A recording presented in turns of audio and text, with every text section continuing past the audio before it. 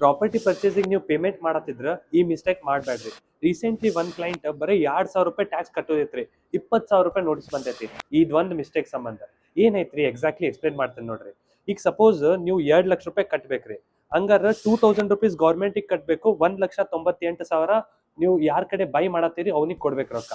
ಇದು 2,000 ರೂಪಾಯಿ ಕಟ್ಟಾಕ ಒಂದ್ಸತಿ ನಿಮ್ ಪೇಮೆಂಟ್ ಆದ್ ವಿದಿನ್ 30 days ಒಂದು ಫಾರ್ಮ್ ಐತ್ರಿ, ಫಾರ್ಮ್ 26QB ಅಂತ. ಅದ್ ನೀವು ಫೈಲ್ ಮಾಡ್ಬೇಕು.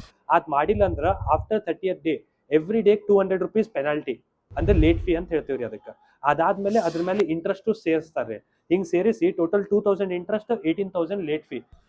ನೆಕ್ಸ್ಟ್ ಟೈಮು ಯಾವಾಗ ನೀವು ಪ್ರಾಪರ್ಟಿ ಪೇಮೆಂಟ್ ಮಾಡತ್ತೀರೋ ಅಥವಾ ಇನ್ಸ್ಟಾಲ್ಮೆಂಟ್ ಕಟ್ಟತ್ತೀರಿ, ಮೇಕ್ ಶ್ಯೂರ್ ನೀವು 26QB ಅಂತ ಒಂದು ಫಾರ್ಮ್ ಐತಿ ಅದು ಫೈಲ್ ಮಾಡತ್ತೀರಿ. ಏನ್ 26QB ಐತ್ರಿ, ಯಾವಾಗ ನೀವು ಬೈ ಮಾಡಬೇಕಾದ್ರೆ ಮೋರ್ ದೆನ್ 50 lakhs ಇತ್ತಂತ ತಿಳ್ಕೊರಿ ಪ್ರಾಪರ್ಟಿ ವ್ಯಾಲ್ಯೂ, ಆ ಕೇಸೋಗಿ ಫಾರ್ಮ್ 26QB ಅಪ್ಲೈ ಆಕೈತಿ. ಆ ಕೇಸೋಗಿ ನೀವು TDS ಮಾಡ್ಬೇಕು 1%. ಈ ತರ ನಿಮ್ಗೆ ಯಾರ್ಯಾರು ಪ್ರಾಪರ್ಟಿ ಪರ್ಚೇಸ್ ಮಾಡತ್ತಾರೋ ಅಥವಾ ಫ್ಲಾಟ್ ಬುಕಿಂಗ್ ಮಾಡ್ಯಾರೋ ಇದೆಲ್ಲರಿಗೂ ಶೇರ್ ಮಾಡ್ರಿ, ಭಾಳ ಯೂಸ್ಫುಲ್ ಆಕೈತಿ. ನಾನ್ ದ ಚಾರ್ಟರ್ಡ್ ಗಾಯ್ ಇಂಥ ಫೈನಾನ್ಸ್ ರಿಲೇಟೆಡ್ ವಿಡಿಯೋಸ್ ನಿಮಗೆ ತಗೊಂಡ್ ಬರ್ತೇನೆ.